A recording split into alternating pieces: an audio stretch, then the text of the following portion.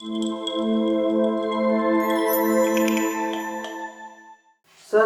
एक प्रश्न अक्सर मतलब महसूस किया गया है कि हम उत्साह में, हतोत्साह में, क्रोध में या किसी भी प्रकार की चर्चा में हमेशा अपनी सुप्रीम पावर या ईश्वर को एक चैलेंज करते रहते हैं या दोष देते रहते हैं या किसी भी प्रकार से केंद्र बिंदु उन्हीं को बना देते हैं हर चीज के लिए।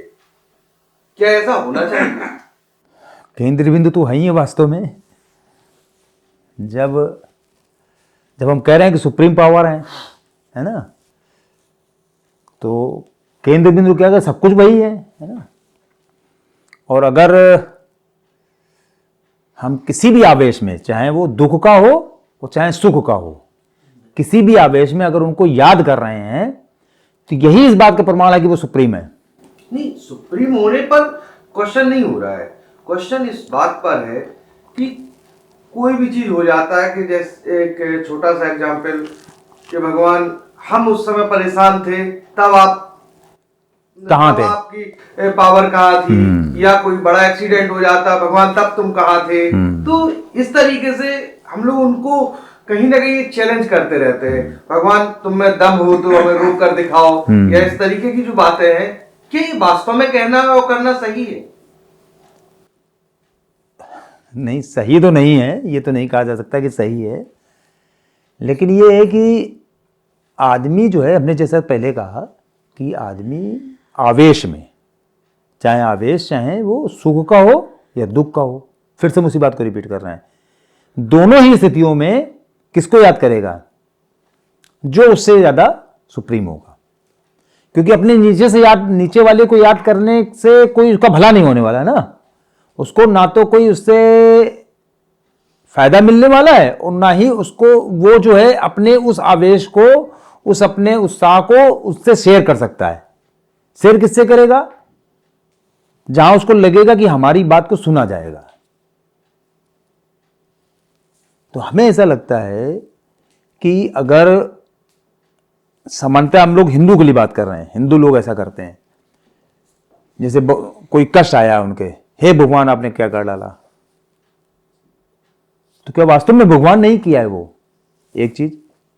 दूसरी चीज, क्या भगवान केवल आपके लिए ही गलत करने के लिए बैठे हुए हैं क्या? मान लो कुछ आपको लग रहा है कि आपके लिए गलत हुआ है, तो क्या भगवान केवल आपके लिए ही गलत करने के लिए बैठे हुए हैं क्या?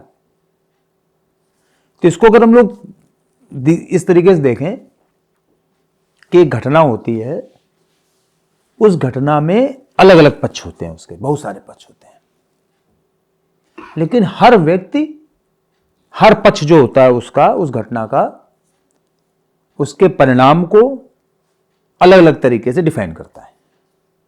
जैसे एक मुकदमा हुआ दो पक्षों के बीच में, एक पक्ष हारेगा, उसमें एक पक्ष जीतेगा।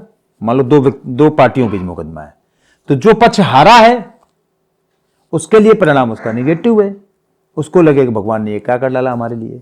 जो जीता है उसको लगेगा अरे वाह भगवान ने देखो क्या कर दिया। घटना एक ही है, दोनों लोगों को उसके परिणाम अलग अलग भुगतने पड़ रहे हैं। एक चीज। दूसरी चीज, एक ही घटना में भाव सबके अलग अलग होते हैं। जैसे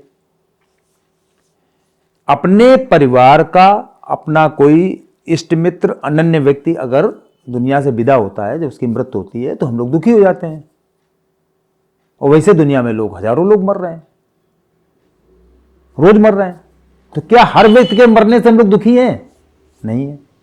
जब अपना कोई मरता है तो हम लोग भगवान को याद करते हैं, भगवान ये क्या कर डाला आपने।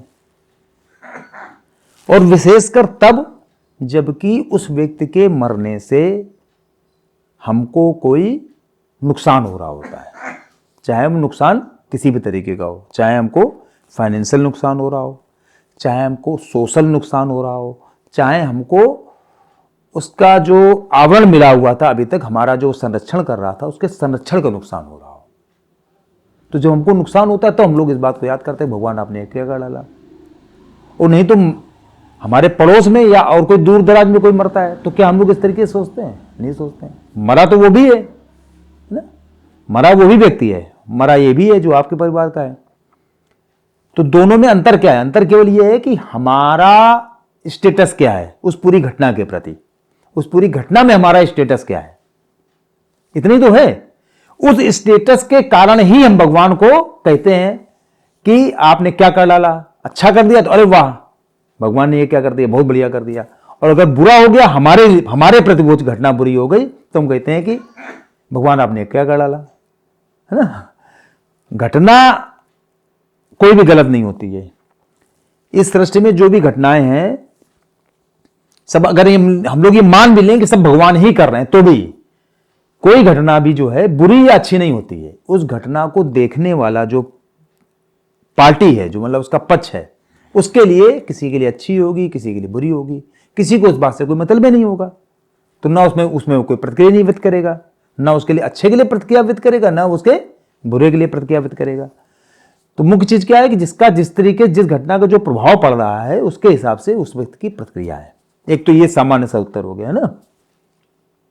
दूसरी बात ये कि मान लीजिए हम अगर ये कह रहे हैं, जैसे एक प्रश्न और आया था कि हम चैलेंज कर देते हैं, हमें कोई रोक सके तो रोक ले, हम तो करके रहेंगे।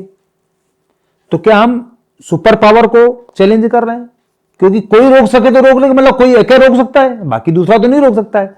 बाकी अगर इंसान के लिए हम कह देंगे तो हम तो ये कहेंगे अगर तुम्हारे अंदर हिम्मत है तो रोक लेना हमको। हम तो भी डायरेक्ट उस व्यक्ति को चैलेंज करेंगे ना जिससे हम कहेंगे। अगर हम ये कह रहे कोई हमको रोक सके तो रोक ले, तो इसका मतलब यही है कि हम पूरी सृष्टि में सबको चैलेंज कर रहे हैं। मतलब अपने जो सुपर पावर है, जो भगवान है, जो ईश्वर है, उनको हम चैलेंज कर रहे हैं। यही तो हुआ, इसका मतलब हुआ ना। तो इसका मतलब यह है कि हम उनके उस बादशाहत को, उनकी उस सुप्रीमेसी को स्वीकार कर रहे हैं, तभी हम उनको चैलेंज कर रहे हैं। और ये पाठ होगा, वो वहीं से तो कंपटीशन करेगा ना। आप किससे कंपटीशन करोगे भाई? आप मान लो, सामान्यतः लोग कहते हैं ना कि लड़ाई जब होती है तो ज्यादातर भाइयों भाइयों में होती है। तो भाइयों भाइयों में क्यों लड़ाई होती है? क्योंकि वो एक ही पिता की संतानें होती हैं, इसीलिए लड़ाई होती है आपस में। दुनिया में जाने कितनी एक्टिविटी हो रही है, वहां कोई नहीं सुनने जा रहा होता है कौन क्या कर रहा है, कौन क्या कह रहा है। तो सबसे पहला जो मतभेद पैदा होता है वो भाइयों भाइयों में इसलिए पैदा होता है क्योंकि वो एक ही पिता की संतानें हैं। तभी एक दूसरे के प्रति प्रतिस्पर्धा का भाव, एक दूसरे के प्रति प्रेम का भाव भी इसीलिए होता है, और प्रतिस्पर्धा का भाव भी इसीलिए होता है, और बैर का भाव भी इसीलिए होता है क्योंकि वो एक ही जगह से कनेक्टेड है, वहीं से उनको पावर मिल रही है। इसी तरीके से जहां से आपको पावर मिल रही है, वो पावर ही आपसे करवा रही है, आपसे कहलवा रही है कि हमने तुमको बनाया, देखे तुम हमको चैलेंज कर सकते हो नहीं कर सकते हो। तुम्हारे अंदर इतनी क्षमता विकसित हो पाएगी नहीं हो पाई? भाई हमने जब तुमको बनाया तो तुम्हारे अंदर पूरी क्षमता भी तो अपनी दी है हमने। भाई जो हमने क्षमता दी है उसी क्षमता से आप तुम हमको चैलेंज कर सकते हो। जो पूरी सृष्टि में भगवान ने इंसान के रूप में जो ये एक रचना बनाई है, ये उस भगवान की सबसे उत्कृष्ट रचना है जो कि अपने ही बनाए हुए उस परमात्मा को चैलेंज करने तक के लिए खड़ा हो सकता है। इतनी शक्ति भगवान ने उसको दी है। और इसीलिए जो कर्म का सिद्धांत है कि जो हमने बना दिया, जो तुम करोगे उसी से तुम अपने आगे की सृष्टि बनाओगे, आगे की अपनी संसार की रचना करोगे। ये कर्म का सिद्धांत वहीं से पैदा होता है कि भगवान ने तुमको पैदा किया है, तुम अपने कर्म से अपनी सृष्टि की रचना करो, अपने भगवान की रचना करो, अपनी देवी देवताओं की रचना करो। ये जो पूरी कल्पना है, ये जो पूरा सिद्धांत है, ये उसी पूरी सृष्टि का सिद्धांत है जिस सृष्टि में हम लोग रह रहे हैं।